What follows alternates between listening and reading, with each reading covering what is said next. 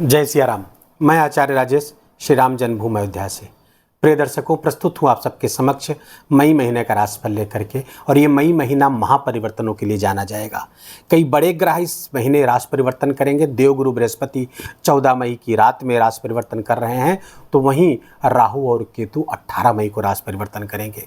सूर्य और बुध राशि परिवर्तन करेंगे। मंगल नीच के होकर गोचर करते रहेंगे और शुक्र भी इस महीने के अंत तक उच्च के होकर गोचर करेंगे। क्या होगा इस सब का परिणाम कर्क राशि के जातकों के लिए, आइए जानते हैं। वीडियो आपके चंद्र राशि पर आधारित है। यदि आपको अपनी चंद्र राशि नहीं पता है तो अपने प्रचलित नाम के आधार पर इस वीडियो को देखकर लाभ उठा सकते हैं। सबसे पहले एक सरसरी निगाह डालेंगे कि ग्रहों की क्या स्थिति, क्या योग आपके इस महीने बनी हुई है। तो राशि स्थान पर आपके मंगल गोचर होकर के गोचर कर रहे हैं। ये समय अच्छा नहीं है, बहुत सावधान रहने की आवश्यकता होगी। केतु 18 मई से आपके धन स्थान पर आ जाएंगे और उसके पहले गोचर कर रहे हैं आपके 18 मई तक आपके तृतीय स्थान पर। चतुर्थ, पंचम, षष्ठम और सप्तम स्थान आपका खाली है और 8वें स्थान पर राहु आ रहे हैं 18 मई से। बहुत सावधानी यहाँ पर बरतनी होगी। पुराने रोग उभर सकते हैं। रिजल्ट पे मैं बाद में आता हूँ, लेकिन इस राहु से आपको बहुत सावधान रहने की आवश्यकता होगी। भाग्य स्थान पर आपके शनि, राहु और शुक्र यहाँ पर गोचर कर रहे हैं। शुक्र उच्च के गोचर करेंगे, 31 मई तक रहेंगे यहीं पर। शनि अभी आए हैं, लंबे समय तक यहाँ रहने वाले हैं। राहु 18 मई तक आपके भाग्य स्थान पर गोचर करेंगे। वर्तमान में शनि और राहु का पिशाच योग चल रहा है, सावधानी भरा समय। सूर्य आपके 10वें स्थान पर उच्च के होकर गोचर कर रहे हैं। बहुत शानदार गोचर सूर्य का यह हो रहा है आपके लिए। और 15 मई के बाद में फिर ये गोचर करते हुए आपके लाभ स्थान पर गोचर कर चले जाएंगे। ये भी आपके लिए अच्छा गोचर होगा। बुध 7 मई से 23 मई तक आपके 10वें गोचर करेंगे। कुछ समय के लिए, लगभग एक हफ्ते के लिए यहाँ पर बुधादित्य योग बनेगा, ये आपके लिए फेवर में रहेगा। 23 मई से बुध आपके लाभ स्थान पर चले जाएंगे और वहाँ पर पुनः बुधादित्य योग बन जाएगा, तो अच्छा गोचर ये रहेगा। देवगुरु बृहस्पति 14 मई तक आपके लाभ स्थान पर रहने वाले, एकादश स्थान पर। फिर 14 मई को गोचर करते आपके द्वादश स्थान पर चले जाएंगे। ये थोड़ा अच्छा गोचर नहीं है। अब आइए समझते हैं सबका रिजल्ट क्या होगा। तो राशि स्थान पर पहले आपके मंगल गोचर कर रहे हैं। स्वास्थ्य को देखेंगे क्योंकि हेल्थ इज वेल्थ। स्वास्थ्य अच्छा रहा तो सब अच्छा, स्वास्थ्य अच्छा नहीं तो सब बेकार। तो स्वास्थ्य की बहुत ध्यान रखने की आवश्यकता है कर्क राशि के जातकों के लिए। कर्क राशि पे मंगल नीच के होकर आपके राशि से गुजर रहे हैं और नीच के होकर गुजर रहे हैं। निगेटिविटी बढ़ाएंगे, रक्तजन्य विकार बढ़ाएंगे, पेट में समस्या करने वाले हैं। तमाम तरीके की समस्याएं आपको हो सकती हैं क्योंकि यहाँ जल तत्वी राशि पे मंगल जो अग्नि तत्वी है यहाँ पर गोचर कर रहे हैं, तो समस्याएं पैदा होती हैं। जल और अग्नि दोनों से समस्याएं यहाँ पर इकट्ठा हो और निगेटिव है, यहाँ पर ध्यान रहे। और साथ ही साथ राहु की दृष्टि भी पड़ रही है यहाँ पर। जब तक 18 मई तक राहु की दृष्टि पड़ेगी तो ये थोड़ा सा खतरनाक समय है। न केवल आपके लिए, आपको अपने स्वास्थ्य का ध्यान रखना चाहिए, रक्त विकार से सावधान रहना चाहिए, ब्लड प्रेशर आदि से सावधान रहना चाहिए, बल्कि अपने मदर, क्योंकि चौथी दृष्टि मंगल नीच के मंगल की आपके चतुर्थ स्थान पर पड़ेगी। चौथी दृष्टि चतुर्थ स्थान पर, अर्थात माता के स्वास्थ्य से चिंतित रहेंगे। उनके स्वास्थ्य में गंभीर समस्याएं पैदा हो सकती हैं। ब्रेन हेमरेज की समस्या पैदा कर सकते हैं। रक्तजन्य अन्य विकार जो होते हैं वो पैदा हो सकते हैं। बहुत सावधान रहने की आवश्यकता होगी। चिकित्सकों की देखभाल में अपनी मदर को रहना होगा। साथ ही साथ उनका भावनात्मक, क्योंकि भावना के घर पर है ना, तो थोड़ा सा इमोशनल आप रहेंगे और उनसे लगाव, उनको एहसास दिलाएं हम आपके साथ में हैं, तो थोड़ा भावनात्मक रूप से वो बूस्टअप होंगी। और आपका अपना स्वास्थ्य, माता का स्वास्थ्य, साथ ही साथ जीवन साथी का स्वास्थ्य, क्योंकि मंगल की दृष्टि 7वीं दृष्टि उच्च की दृष्टि है और आपके जीवन साथी के स्वास्थ्य में भी समस्या ये निश्चित रूप से पैदा करेगी। इसलिए जीवन साथी के भी स्वास्थ्य का और उनके साथ संबंध का, दोनों का आपको बहुत ख्याल रखना होगा। इस महीने स्वास्थ्य की दृष्टि से पिछले जब से मंगल यहाँ पर आए हैं, तो ये अप्रैल पूरा और मई और अभी 6 जून तक यहाँ रहने वाले हैं, तो अब तक आपको बहुत सावधान 6 जून तक रहने वाला है। और ये मंगल वैसे भी बहुत खतरनाक है। दुर्घटनाएं आप देखेंगे बहुत बढ़ चुकी हैं इस समय। पहले से ज़्यादा दुर्घटनाओं के समाचार आपको मिल रहे होंगे। चाहे वो बंगाल का मुर्शिदाबाद हो या कश्मीर का पहलगाम, आप देख रहे हैं कि कैसी परेशानियां पैदा होती हुई दिख रही। आम जनजीवन के लिए ये मंगल कितना नकारात्मक हो चुका है। प्राकृतिक आपदाओं की संभावना, भूकंप आदि की संभावना, इसकी भी संभावना बनी रहेगी 6 जून तक। सावधानी भरा समय है, बहुत सावधान रहने की आवश्यकता है। धन की स्थिति में कोई प्रॉब्लम नहीं है। धनेश आपके इनकम के स्वामी लाभेश आपके उच्च के होकर गोचर कर रहे हैं। भाग्य से लाभ के अवसर बार बार आते रहेंगे, तो लाभ आपका होता हुआ दिख रहा है। और साथ ही साथ वहाँ पर देवगुरु बृहस्पति बैठेंगे, तो भाग्येश और लाभेश में यहाँ पर स्थान परिवर्तन हो गया है, गृह परिवर्तन हो गया, तो ये लाभकारी। भाग्य से लाभ, लाभ से भाग्य, ये दोनों चीज़ें स्थितियाँ होती हुई दिख रही हैं। 15 मई के बाद सूर्य भी वहाँ पहुँच जाएंगे, तो सूर्य का वहाँ पर पहुँचना बहुत ही अच्छा हो जाएगा आपके लिए। बुधादित्य योग भी वहाँ पर 23 मई से बन जाएगा, तो लाभ की स्थितियाँ कंटिन्यू बढ़िया दिख रही हैं। कोई बड़ी मनोकामना पूरी होने के समय है। इस महीने कुछ बड़े ऐसे अचीवमेंट आपको प्राप्त हो सकते हैं, कुछ बड़ा पद प्राप्त हो सकता है आपको। आपका प्रमोशन आदि अगर डी हो तो प्रमोशन भी होता हुआ इस महीने होता हुआ दिख रहा है।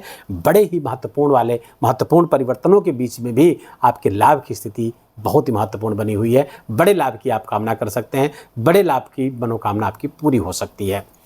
तो धन लाभ की स्थिति बहुत अच्छी है, बहुत अच्छी दिख रही है।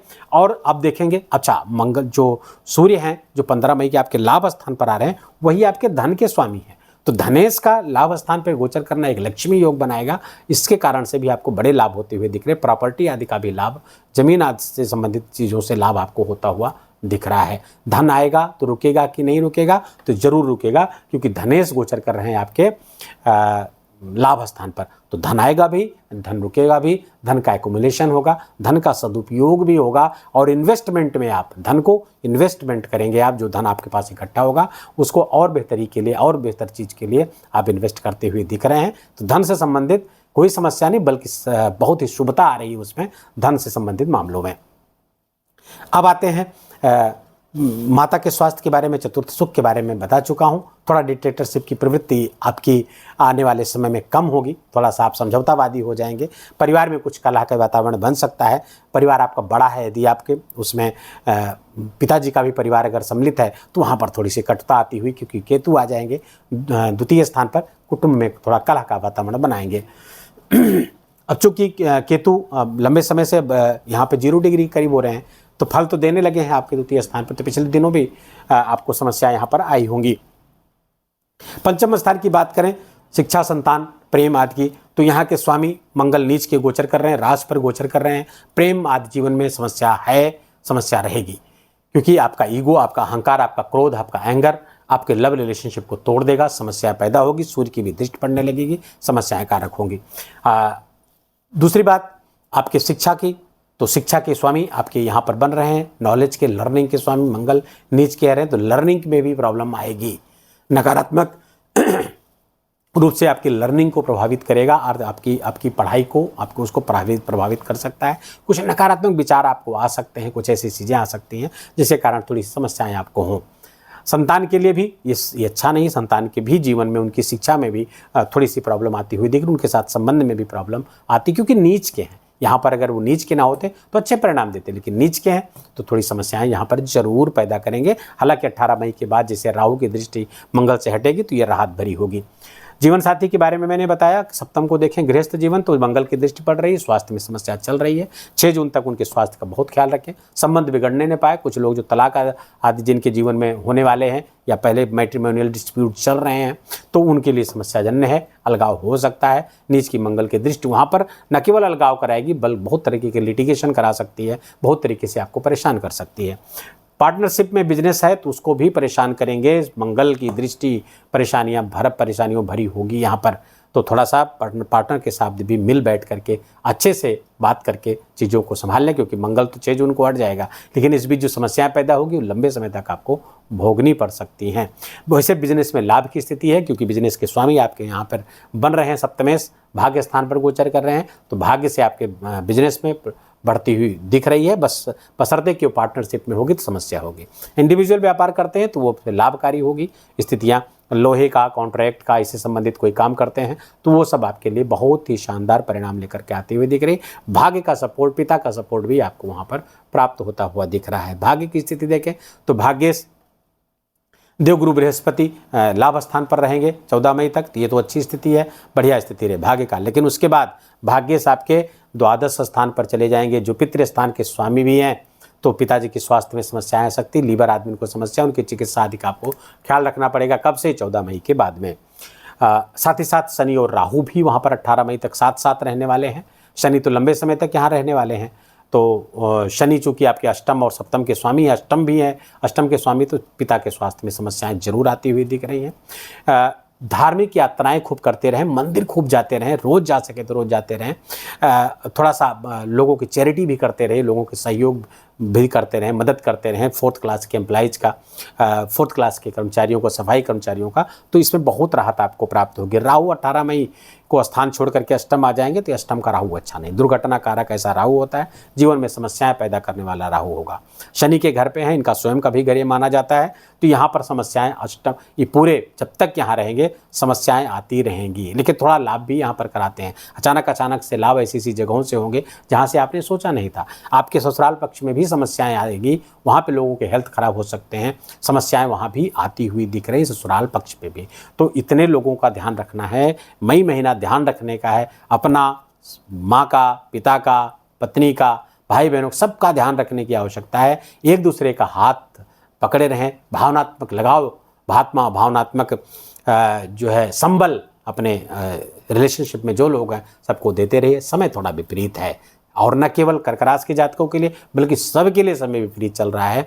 बहुत ही प्रेम से भगवान का भजन करते हुए, भगवान के नाम का गुणगान करते हुए और उनके आश्रित होकर के जीवन अगर आप बिताएंगे तो समय आपका अच्छा बीतेगा। धन की कोई समस्या नहीं, धन खूब आता हुआ दिख रहा है, बशर्ते कि बस स्वास्थ्य अच्छा रहे, घर के परिवार के लोग अच्छे रहें, तब आपका जीवन अच्छा हो पाएगा, तब आप अच्छा महसूस कर पाएंगे।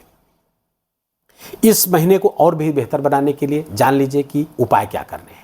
उपाय तो सबसे पहले हनुमान चालीसा का खूब पाठ करिए, नित्य हनुमान जी के मंदिर जाएं, हनुमान जी को वहां पर पाठ सुनाएं। साथ ही साथ नीच के मंगल चूंकि राशि पर गोचर कर रहे हैं, एंगर बढ़ेगा, क्रोध बढ़ेगा, चिड़चिड़ापन आपका बढ़ेगा। इससे निजात पाने के लिए क्या करें? नृसिंह मंत्र का, नृसिंह गायत्री मंत्र का जप करना चाहिए। मंत्र है ओम नृसिंहाय विद्महे वज्रनखाय धीमहि तन्नो नृसिंह प्रचोदयात्। पुनः रिपीट कर रहा हूँ, सुन लीजिए। ओम नृसिंहाय विद्महे वज्रनखाय धीमहि तन्नो नृसिंह प्रचोदयात्। ना समझ में आए तो गूगल कर लीजिएगा नृसिंह गायत्री मंत्र, तो नरसिंह भगवान के उपासना से मंगल के निगेटिव एनर्जी बहुत कम होगी, बहुत लाभ प्राप्त होगा। वीडियो का भी यही विराम देंगे। उसके पहले शुभ तिथियों को जान लीजिए, क्या वो कौन सी तिथियां होंगी जो आपके लिए बहुत फायदेमंद होने जा रही हैं इस महीने। तो कर्क राशि के जातक नोट कर लीजिए। 3-4 मई आपके लिए शुभ है, इसमें कोई महत्वपूर्ण आप कार्य कर सकते हैं जो शुभ तिथियां बताने जा रहे हैं। 3-4 मई, 6-7 मई, 14, 15, 19, 22, 23, 25, 26, 27, 28, 30 और 31 ये महीने, इन तिथियों को इस महीने में यूज करेंगे अच्छे कामों के लिए, कोई महत्वपूर्ण कामों के लिए, तो इस पर शुभता आएगी, सफलता प्राप्त होगी। किन तिथियों से सावधान होगा, किन तारीखों से आपको सावधान रहना है, तो वो तारीख नोट कर लीजिए। 1-2 मई, 8-9 मई, 11-12, 16-17, 20-21, 26 और 29 इन तिथियों से आपको बहुत सावधान रहने की आवश्यकता होगी। 24 और 29 इन तिथियों से आपको बहुत सावधान रहने की आवश्यकता होगी। वीडियो को भी यहीं विराम देंगे। वीडियो अच्छा लगा हो, आपके काम का लगा हो, मेरा बोलना आपका सुनना दोनों सार्थक हुआ हो तो कृपा करके इस वीडियो को लाइक करिए, अपनों के साथ इसको शेयर करके उनको भी लाभ दीजिए और कमेंट में जाकर के जय सिया राम लिखना बिल्कुल भी मत भूलिएगा। मेरा विशेष निवेदन, विशेष आग्रह आपसे।